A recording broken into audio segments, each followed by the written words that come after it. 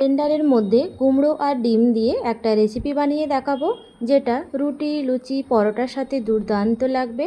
নমস্কার বন্ধুরা, ঘরোয়া রান্না উইথ ব্লগে সবাইকে স্বাগত জানাই। তার জন্য এখানে দেখুন কুমড়ো নিয়েছি, এটা এবারে কেটে নেব। কেটে নেওয়ার পর ফিরে আসছি। এই পর্যায়ে দেখুন কুমড়ো কেটে নিয়েছি, আর কুমড়োগুলো এইভাবে সরু সরু করে পাতলা পাতলা করে কেটে নিয়েছি, আর ভালো করে ধুয়ে পরিষ্কার করেও নিয়েছি। এগুলো এবার একটা মিক্সির জারের মধ্যে দিয়ে দেব। নতুন স্বাদের কুমড়ো আর ডিম দিয়ে বানানো রেসিপিটি ভালো লাগলে অবশ্যই একটা লাইক দিয়ে কমেন্টে জানাবেন, আর আমার চ্যানেলে নতুন হলে চ্যানেলটির পাশে থাকার অনুরোধ রইল। কেটে রাখা কুমড়োগুলো মিক্সির জারের মধ্যে দিয়ে দিলাম, আর তার সাথে এখানে দুটো কাঁচা লঙ্কা দিয়ে দিলাম, আর এখানে ডিম দিয়ে দিচ্ছি। এখানে আমি দুটো ডিম ব্যবহার করেছি, দিয়ে এটা জল ছাড়াই বেটে নেব। এই পর্যায়ে দেখুন কুমড়ো বেটে নিয়েছি, দিয়ে একটা পাত্রের মধ্যে ঢেলে দেব। জল ছাড়াই বেটে নিয়েছি, যেহেতু কুমড়োর মধ্যে জল ভাব থাকে, আর থিকনেসটা দেখুন এমনই হবে। আর এর মধ্যে আরও কিছু উপকরণ দিয়ে দেব। তার জন্য সবার প্রথমে দিয়ে দিলাম হলুদ গুঁড়ো, কাশ্মীরি লঙ্কার গুঁড়ো, স্বাদ অনুযায়ী লবণ দিয়ে খুব ভালোভাবে কুমড়োর সাথে মিশিয়ে নিতে হবে। ভালো করে মিশিয়ে নেওয়া হয়ে গেলে এটাকে সাইডে রেখে দেব। আর অপর দিকে ফ্রাই প্যান গরম করে তার মধ্যে সাদা তেল দিয়ে দিলাম পরিমাণ মতো, আর ফ্রাই প্যানের চারপাশে ছড়িয়ে দিলাম। তেল গরম হয়ে গেলে এর মধ্যে কুমড়ো আর ডিমের মিশ্রণটি দিয়ে দেব। দিয়ে দেওয়ার পর কিছুক্ষণ অপেক্ষা করব। কিছুক্ষণ অপেক্ষা করার পর দেখুন ওপরটা খুব সুন্দরভাবে শুকিয়ে এসছে। স্প্যাচুলার সাহায্যে এটাকে উল্টে পাল্টে দিতে হবে, আর মিডিয়াম ফ্লেমে এটা ভেজে নিতে হবে। অপর সাইডটা উল্টে দেওয়ার পর আবারও কিছুক্ষণ অপেক্ষা করব। আর কুমড়োর মধ্যে যেহেতু জলভাব রয়েছে, সেই জলভাবটা যতক্ষণ না পর্যন্ত শুকিয়ে আসছে ততক্ষণ পর্যন্ত এটা নাড়াচাড়া করে ভেজে নিতে হবে।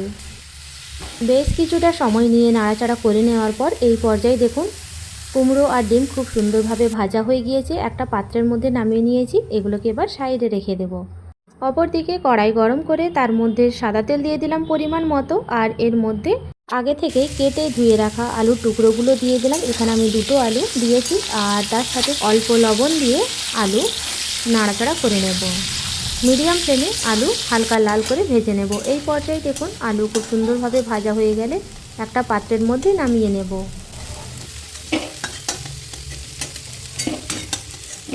আলুর টুকরোগুলো তুলে নেওয়ার পর ওই একই তেলের মধ্যে দিয়ে দিচ্ছি 1 চামচ গোটা জিরা। কিছুক্ষণ ভেজে নেওয়ার পর পেঁয়াজ কুচি দিয়ে দিলাম। এখানে আমি দুটো পেঁয়াজ এইভাবে পাতলা পাতলা করে কেটে নিয়েছি, সেটা এখানে দিয়ে দিলাম। দিয়ে হালকা লাল করে ভেজে নেব।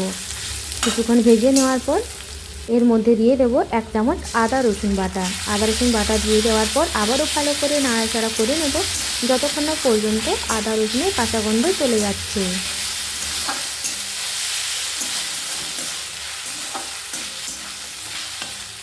কিছুক্ষণ নাড়াচাড়া করে নেওয়ার পর এর মধ্যে একটা টমেটো কুচি দিয়ে দিচ্ছি, আর তার সাথে স্বাদ অনুযায়ী লবণ, হলুদ গুঁড়ো, কাশ্মীরি লঙ্কার গুঁড়ো, ধনে গুঁড়ো, ঝাল লঙ্কার গুঁড়ো, আর জিরার গুঁড়ো দিয়ে দেওয়ার পর অল্প জল দেব। দিয়ে দেওয়ার পর আবারও ভালো করে নাড়াচাড়া করে নেব। মিডিয়াম ফ্লেমে মশলা খুব ভালোভাবে কষিয়ে নিতে হবে।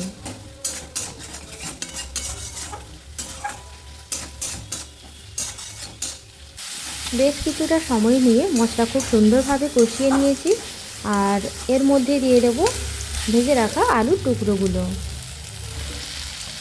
দিয়ে দেওয়ার পর আবারও ভালো করে মশলার সাথে মিশিয়ে নিতে হবে।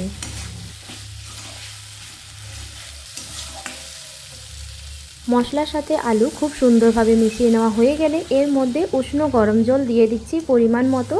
দিয়ে দেওয়ার পর আবারও ভালো করে নাড়াচাড়া করে নেব।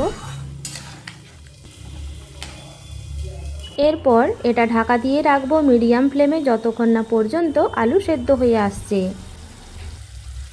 এই পর্যায়ে দেখুন ঢাকনা সরিয়ে দিচ্ছি। সরিয়ে দেওয়ার পর আবারও ভালো করে নাড়াচাড়া করে নিচ্ছি।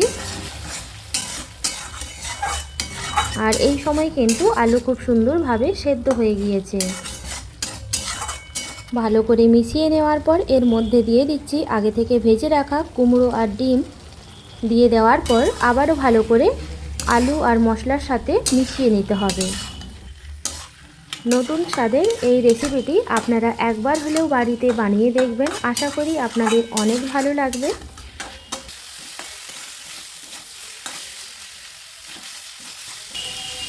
খুব ভালোভাবে মিশিয়ে নেওয়া হয়ে গেলে এর মধ্যে দিয়ে দিচ্ছি গরম মশলার গুঁড়ো, আর তার সাথে দিয়ে দেব কিছুটা ধনেপাতা কুচি। দিয়ে দেওয়ার পর আবারও ভালো করে নাড়াচাড়া করে নেব। ভালো করে মিশিয়ে নেওয়ার পর গ্যাসের ফ্লেম অফ করে দেব। নতুন স্বাদের কুমড়ো দিয়ে ডিমের ভুর্জি রেসিপি পরিবেশনের জন্য একদম রেডি। পছন্দসই খাবারের সাথে পরিবেশন করুন, অসাধারণ লাগবে। আজকের রেসিপিটি আপনাদের কাছে ভালো লাগলে অবশ্যই একটা লাইক দিয়ে কমেন্টে জানাবেন। আজ তাহলে এই পর্যন্ত, দেখা হবে নতুন একটা রেসিপি নিয়ে। সবাই ভালো থাকবেন, সুস্থ থাকবেন।